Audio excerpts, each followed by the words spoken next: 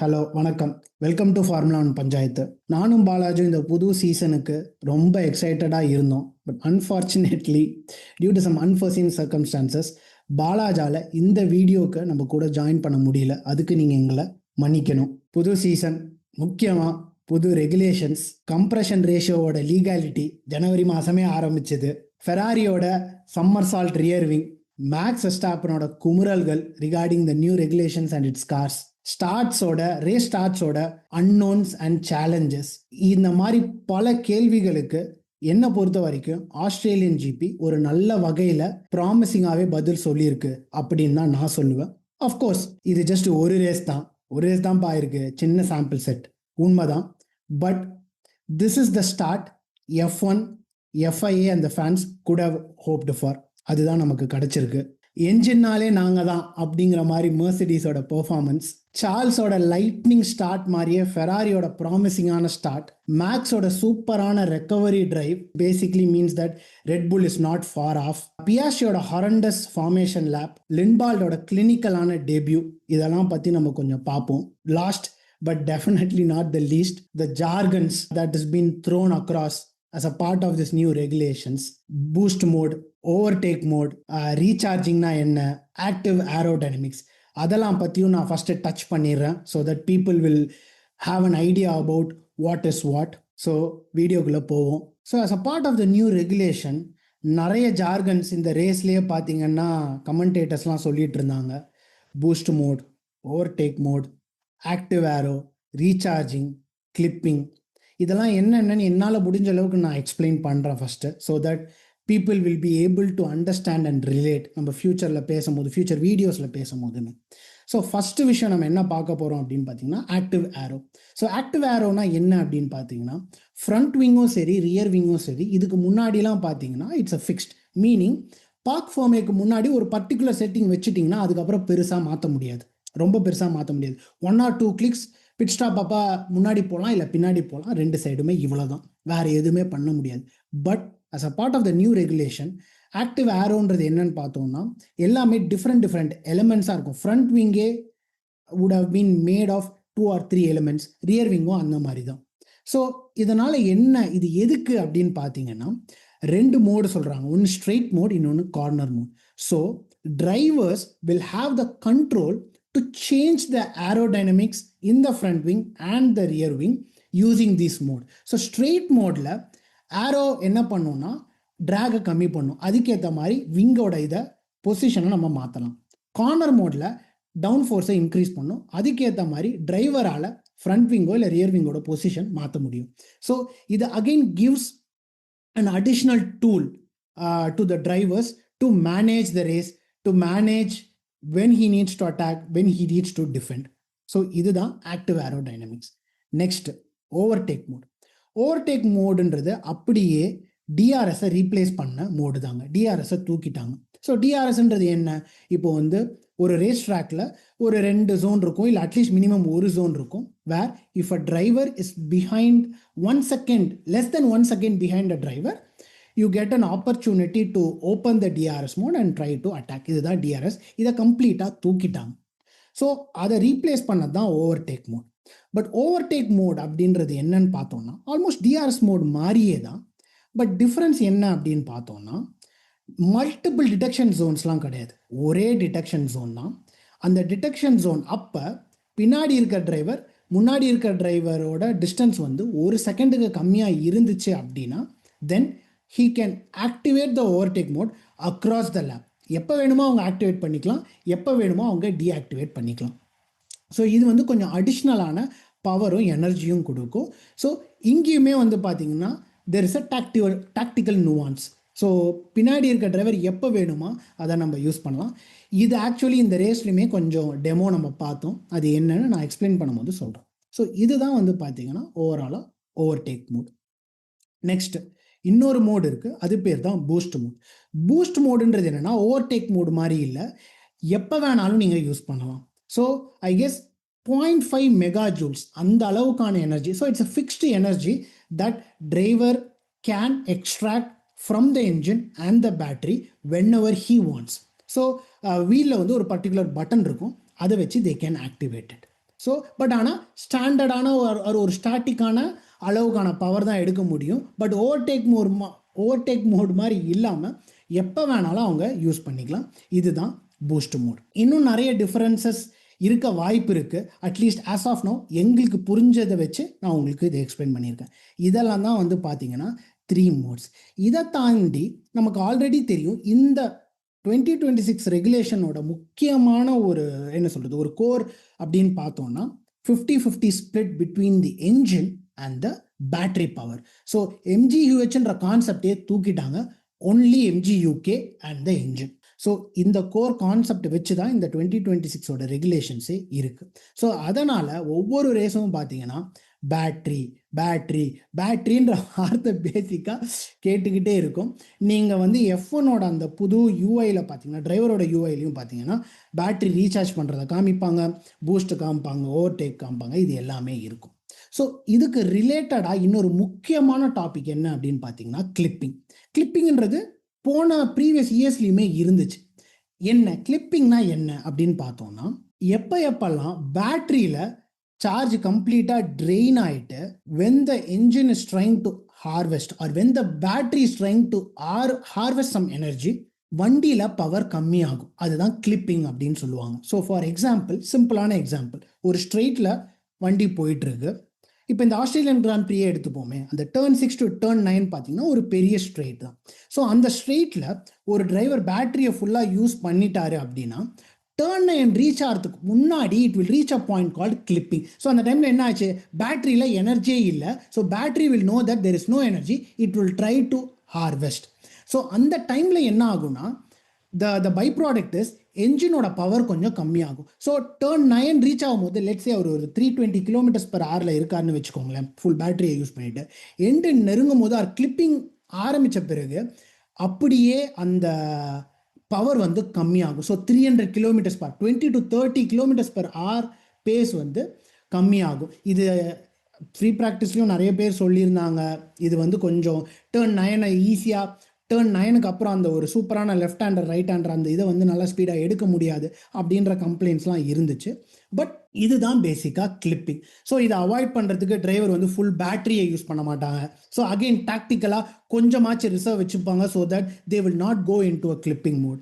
இன்னொன்று, கிளிப்பிங்கை நீங்கள் எப்படி ரெக்கக்னைஸ் பண்ணலாம் அப்படின்னு பார்த்தோம்னா, வண்டி பின்னாடி 2 லைட் இருக்கும். ஜென்ரலாக ரெயின் டைமில் அது எரிஞ்சுக்கிட்டே இருக்கும். அதுக்கு மாற்றிட்டாங்களா இல்லையான்னு எனக்கு தெரியல. பட் ஆஸ் ஆஃப் நோ வண்டி பின்னாடி ரியர் விங்கில் 2 லைட்ஸ் இருக்கும்.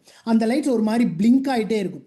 If that is the case, அந்த மாதிரி பிளிங்க் ஆகிட்டு இருக்குன்னா the car ahead is basically in clipping, meaning the battery doesn't have the energy, it is harvesting the energy. So இதுதான் clipping. இதெல்லாம் தாங்க இந்த ரெகுலேஷன்ஸில் இருக்கிற ஜார்கன்ஸ். இதை தாண்டி நிறைய விஷயங்கள் இருக்குது. போக போக நாங்கள் கொஞ்சம் கொஞ்சமாக ஷேர் பண்ணுறோம். அஃப்கோர்ஸ் எல்லாமே ஒரு நல்ல வீடியோவில் இதுக்கு முன்னாடி நாங்கள் கோஆர்டினேட் பண்ணி சம்மரைஸ் பண்ணி ஒரு வீடியோ பண்ணியிருக்கலாம். பட் ஆனால் எனக்குமே கொஞ்சம் டைம் இல்லை, பாலாஜிக்கும் டைம் இல்லை, அதனால் எங்களால் அதை பண்ண முடியல. அதுக்கும் நீங்கள் எங்களை மன்னிக்கணும். ரேஸுக்கு வருவோம். என்ஜின் ரிலேட்டட் ரெகுலேஷன்ஸ்னாலே சின்ராஸை பிடிக்க முடியாது. இங்கே சின்ராஸ் யாருன்னு உங்களுக்கு தெரியும், நம்ம மெர்சிடிஸ் தான். ப்ரீ சீசன் டெஸ்டிங்லேருந்தே பார்த்தோம், கொஞ்சம் கொஞ்சம் அவங்களோட எக்ஸைட்மெண்ட் அடக்க முடியாமல் இருந்தாங்க. But still they try to kind of sandbag. But ஆனால் மெர்சிடிஸ் முன்னாடி அளவுக்கு அவங்களோட சாண்ட் பேக்கிங் பர்ஃபார்மன்ஸ் இப்போல்லாம் இருக்கிறது இல்லை. ஸோ கொஞ்சம் லைட்டாக அப்பட்டமாகவே கொஞ்சம் தெரிய ஆரம்பிச்சிருது. அது வந்து இங்கே வந்து ப்ரூவ் ஆகிடுச்சு. தே ஹவ் செட் த ஸ்டாண்டர்ட்ஸுங்க, they have set the benchmark. பேசிக்காக மெர்சிடிஸ் குவாலிலேயே பார்த்தோம் 0.8 seconds difference between George Russell and Isack Hadjar. ஸோ அதுலேயே தெரிஞ்சுது மெர்சிடிஸ் தான் வந்து டாப் அப்படின்னு சொல்லிட்டு. ரசிலும் ரேஸ் ஸ்டார்ட் கொஞ்சம் சரியாக பண்ணலை அப்படின்னாலுமே ரேஸை சூப்பராக மேனேஜ் பண்ணிட்டாரு. அண்ட் வர்ச்சுவல் சேஃப்டி கார் அவருக்கு கொஞ்சம் ஹெல்ப் பண்ணிடுச்சு. ஏன்னா பிட்வீன் லேப் 10 and 14 பார்த்தீங்கன்னா சார்ல்ஸ் தான் லீடில் இருந்தார். ஏன்னா அற்புதமான ரேஸ் ஸ்டார்ட் அவருக்கு கிடச்சிருச்சு. ஸோ ஒரு மாதிரி பேக் அண்ட் ஃபோர்த் ஃபைட் போயிட்டு இருந்தது. அங்கேயே நம்ம பார்த்தோம். இதுதான் it relates to the point that I was talking about the energy management at the start. So டாக்டிக்கலாக drivers can use to attack and defend. If you use too much energy to attack and நீங்கள் overtake பண்ணதுக்கு அப்புறமா உங்களுக்கு energy இல்லாமல் போயிடும் to defend. Turn 1 and 2ல் George நிறைய energy use பண்ணி சார்ல்ஸை ஓவர்டேக் பண்ணிட்டார் இன் அ பர்டிகுலர் லேப். அதுக்கப்புறமா அந்த டர்ன் 6 to 9க்கு அவர்கிட்ட பேட்டரியே இல்லை, ஆனால் சார்ல்ஸ் நிறைய வச்சிருந்தாரு. ஸோ ஈஸியாக அவர் ஓவர்டேக் பண்ணிட்டார். ஸோ இந்த மாதிரி டாக்டிக்கல் நுவான்சஸ்லாம் ரொம்ப நல்லாவே இருந்தது as a part of this new regulation. ரசலுமே வந்து ஆக்சுவலி ஒரு பாயிண்ட்ல கொஞ்சம் ஃப்ரஸ்ட்ரேட் ஆனாரு, ரொம்ப இல்லை, ஏன்னா ஒரு சில தப்பெல்லாம் பண்ணாரு, லாக்அப் பண்ணாரு அண்ட் ஆல் தோஸ் திங்ஸ். அதுக்கப்புறமா அந்த ஒன் ஸ்டாப் அந்த செகண்ட் ஸ்டிண்ட் நல்லாவே மேனேஜ் பண்ணாங்க Mercedes, Russell and also not to mention Kimi Antonelli. FP3ல கிராஷு என்ன ஆக போகுது அப்படின்னு பார்த்தா வண்டியை சூப்பராக மெர்சிடிஸ் ரெடி பண்ணாங்க. அதான் இந்த 2014 to 2020 மெர்சிடிஸ் ஆன் பாயிண்ட், அந்த அந்த ஆரா, அந்த ஒரு எனர்ஜியே வேற லெவலில் இருக்குது, கம்ப்ளீட்டாக தெரியுது. So when they hit the புல்ஸை they kind of tear apart the புல்ஸை, அந்த மாதிரி தான் இருக்குது. Sorry, coming to Kimi Antonelli, FP3ல கிராஷ் பண்ணதுக்கு அப்புறமா அவர் அந்த கான்ஃபிடன்ஸ் விடலை, சூப்பராக குவாலி செமையாக பண்ணார்.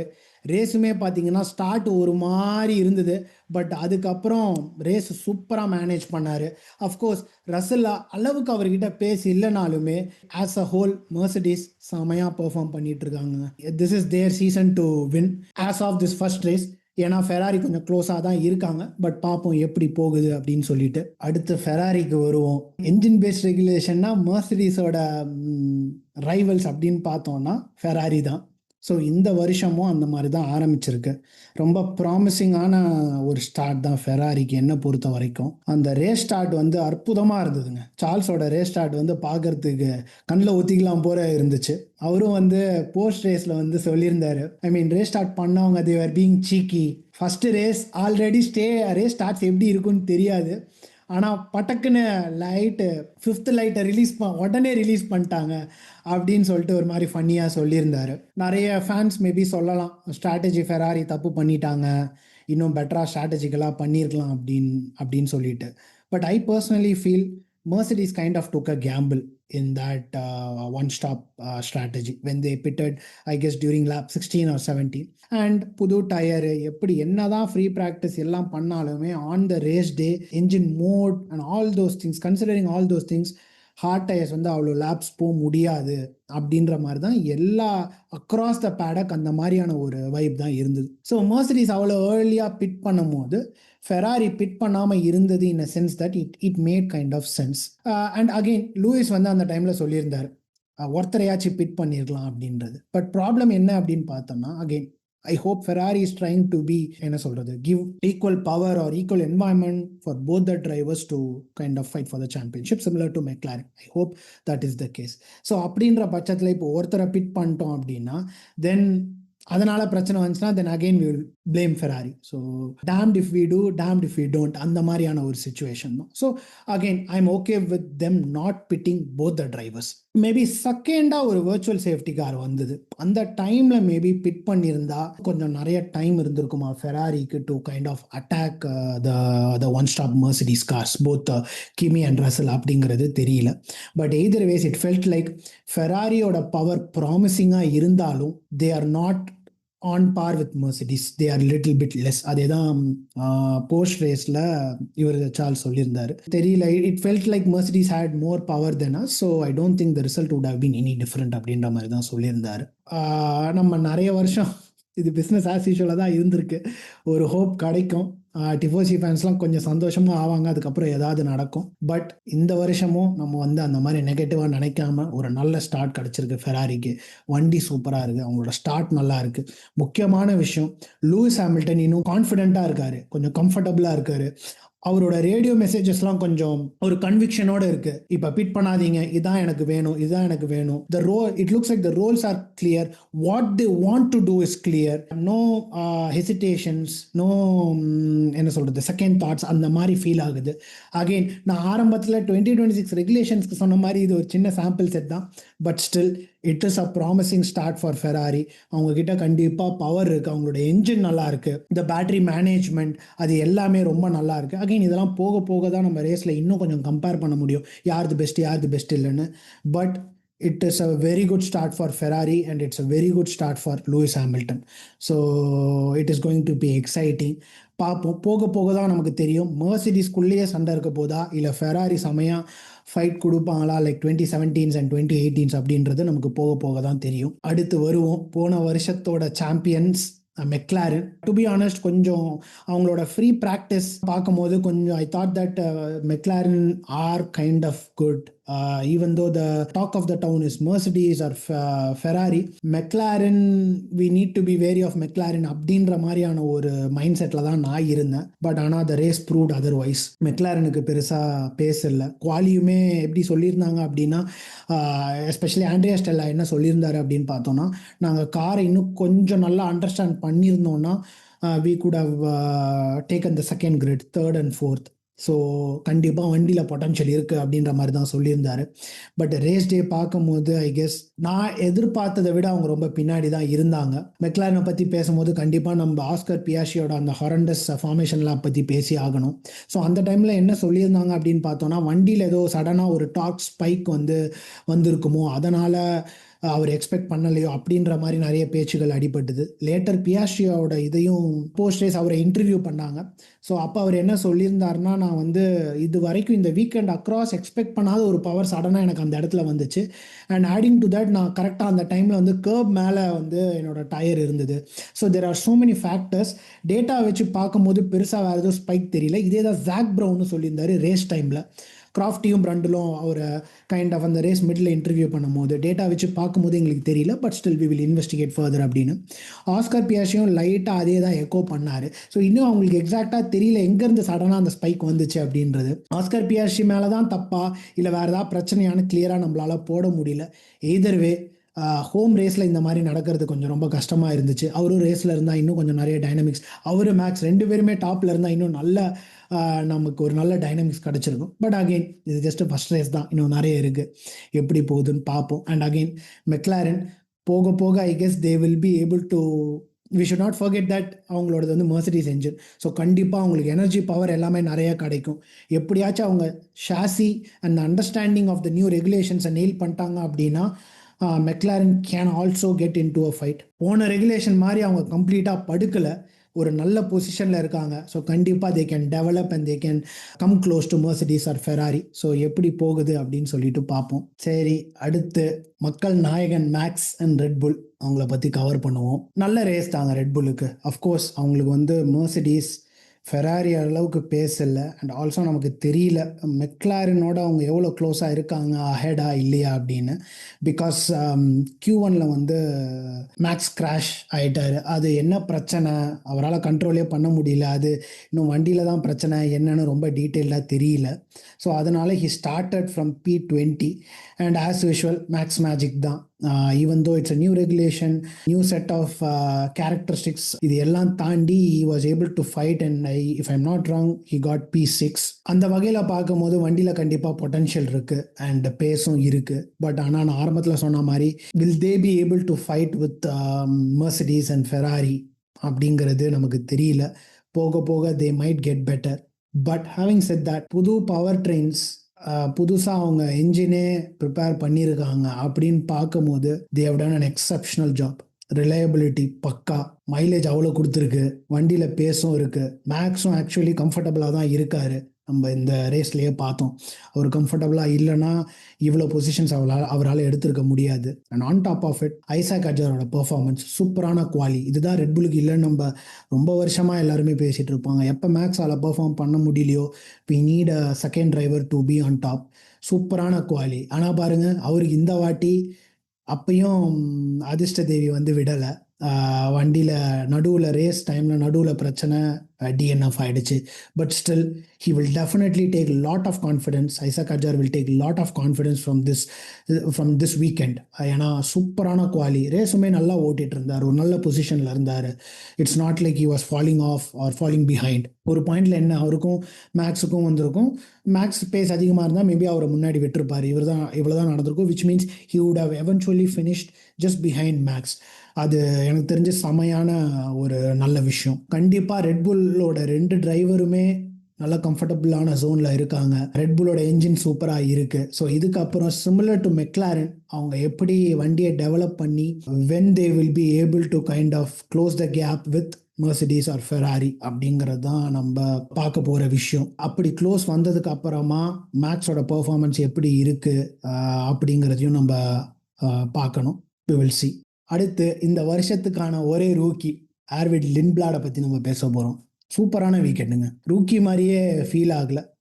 ஃபஸ்ட்டு வீக்கெண்டே பேசிக்காக லியம் லாசனோட நல்லாவே ஓட்டியிருக்காரு. ரெட்புல்லோட ஃபியூச்சர் டிரைவர் ரெடி அப்படின்னு சொல்லலாமான்னு எனக்கு தெரியல. I don't want to jinx it or I don't want to jump the gun. But செமையான starting for his career. Practice ஆகட்டும், குவாலி ஆகட்டும், ரேஸ் ஆகட்டும், அவ்வளோ நல்லா.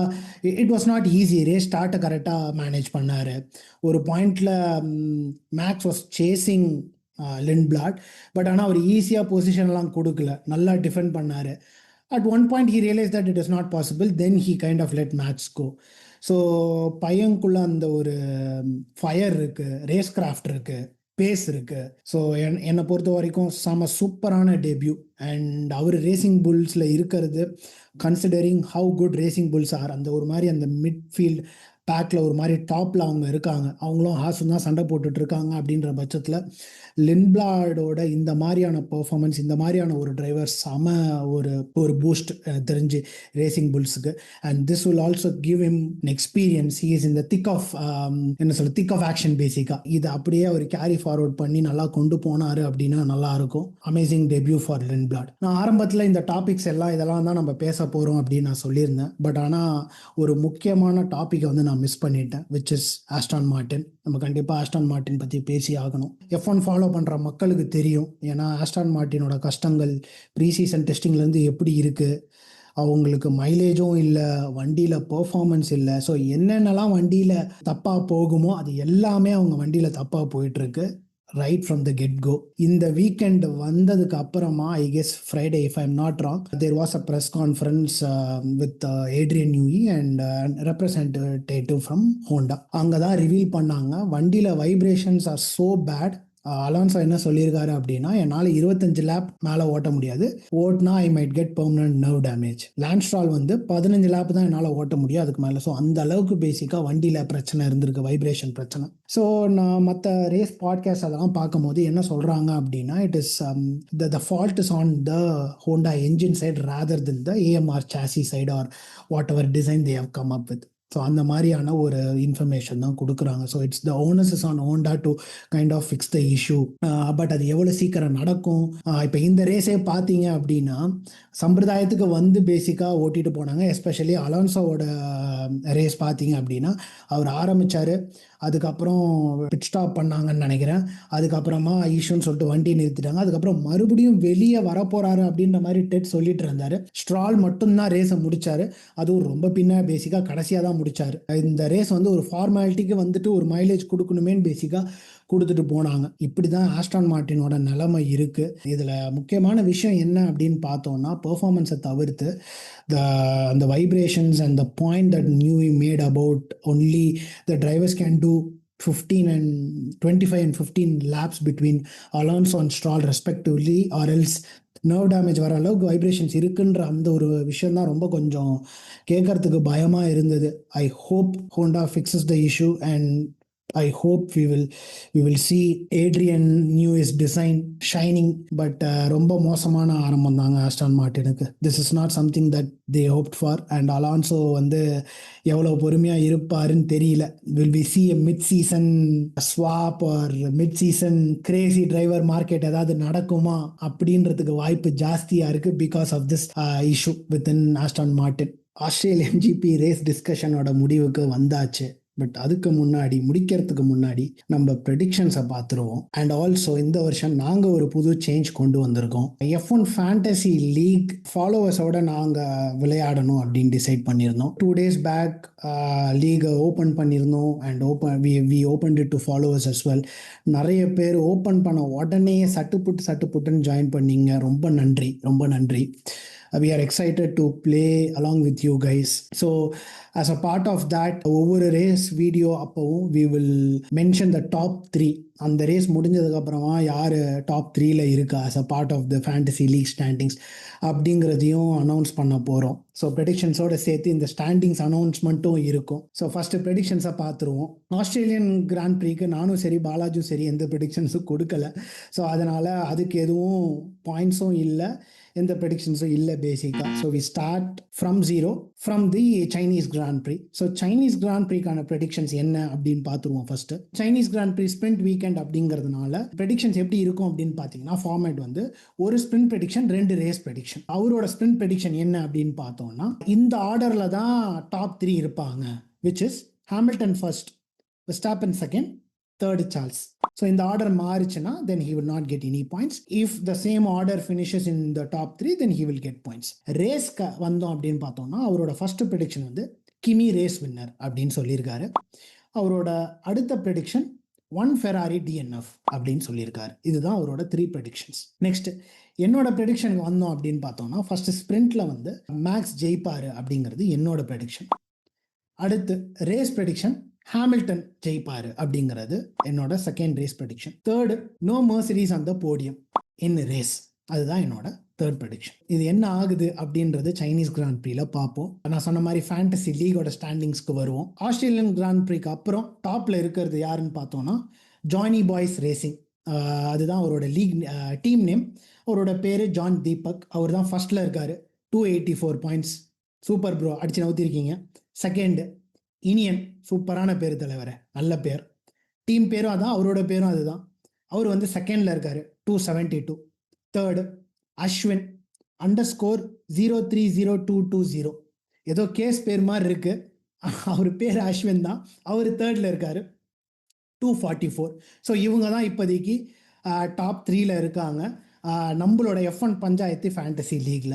அகெயின் ஒரு சின்ன ரெக்வஸ்ட் ஆர் இன்ஃபர்மேஷன், யாராச்சும் ஆல்ரெடி லீக்ல இருக்கீங்க, ஃபேண்டசி F1 பஞ்சாயத்து ஃபேண்டசி லீக்ல ஜாயின் பண்ணணும்னு ஆசைப்பட்டீங்கன்னா சொல்லுங்க, நாங்கள் டீம்ஸை இன்க்ரீஸ் பண்ணுறோம். இப்போதைக்கு நான் 30ல வச்சிருக்கேன். We will definitely increase it so that you guys can also join. Don't hesitate, please let us know in the comments or also via Instagram. கண்டிப்பாக சொல்லுங்கள், நம்ம ஆட் பண்ணிக்கலாம். ஓகே, ஸோ இதுதான் வந்து ஃபேண்டசி லீகோட ஸ்டாண்டிங்ஸ். ஓகே, ரேஸ் முடிவுக்கு வந்தாச்சுங்க. அடுத்து வந்து Chinese grand pre sprint weekend எப்படி போகுதுன்னு பார்க்கணும். But also I want to conclude with somethings which is kind of up in the air. Middle ஈஸ்டில் வந்து கான்ஃப்ளிக்ட் போயிட்டு இருக்கு. அகெயின் சவுதி கடைசியில் வருது, பை தட் டைம் என்ன ஆயிருக்குன்னு தெரியாது. ஸ்டார்டிங்கில் பார்த்தீங்கன்னா பஹ்ரைன் இருக்கு, ஜெட்டா இருக்கு. அதுக்குள்ள கான்ஃப்ளிக்ட் சரியாகுமா, அங்கே ரேஸ் நடக்குமா என்னன்றது தெரியல. ஏன்னா ரீசெண்டாக நான் என்ன பார்த்தேன் அப்படின்னா, இந்த பர்டிகுலர் ட்ராக்ஸ்லாம் ரேசஸ் நடக்காது. இதுக்கு பதிலாக வேறு அக்ராஸ் யூரோப் வேறு சில இடங்களில் we will try to conduct the races. For example Portugal and some other place. But இன்னும் அஃபிஷியலாக கன்ஃபார்ம் ஆன மாதிரி எனக்கு தெரியல. ஸோ அது எப்படி போகுதுன்னு பார்த்துட்டு we will keep you guys informed obviously. And also இந்த ஒரு பர்டிகுலர் ஆஸ்திரேலியன் கிராண்ட் ப்ரீ வச்சு பார்க்கும் போது இந்த சீசன் எப்படி டிசைட் ஆகும் or how it might go அப்படின்ற எங்களோட தியரி என்ன அப்படின்னு பார்த்தோம்னா, reliability will play a major role, of course, because it's a new regulation, it's a new season. இந்த ரேஸுமே பார்த்தோம், 7 கார் DNF பேசிக்காக நல்லா ஓடுற மாதிரி இருக்கும், சடனாக வந்து வண்டி பிரேக் டவுன் ஆகுறது. So there is a possibility. And இது ரொம்ப மேசிவ் சேஞ்ச். அஃப்கோர்ஸ் 2022 ஒரு மாதிரியான மேசிவ் சேஞ்ச் தான். But still somehow this feels like kind of a complete from the scratch change மாதிரி ஒரு ஃபீல் இருக்கிறதுனால it will be difficult for the teams to kind of nail or get it right. So அதனால கண்டிப்பாக இந்த season might get decided maybe both drivers and constructors based on reliability. Next race we are excited is China. And also முக்கியமான விஷயம் என்ன சைனால அப்படின்னு பார்த்தீங்கன்னா, you all know the back straight, ரொம்ப பெரிய ஸ்ட்ரெயிட், புது ரெகுலேஷன் வண்டிலாம், எனர்ஜி மேனேஜ்மெண்ட், பேட்டரி என்ன ஆக போகுது, நம்ம ஆரம்பத்தில் பேசின கிளிப்பிங், டிரைவர்ஸ் எப்படி டாக்டிக்கலாக யூஸ் பண்ண போகிறாங்க, என்ன நடக்க போகுது. Excited for the Chinese grand Prix and thanks a lot for being with us. See you in the next race. Thanks guys. Bye bye. Tata.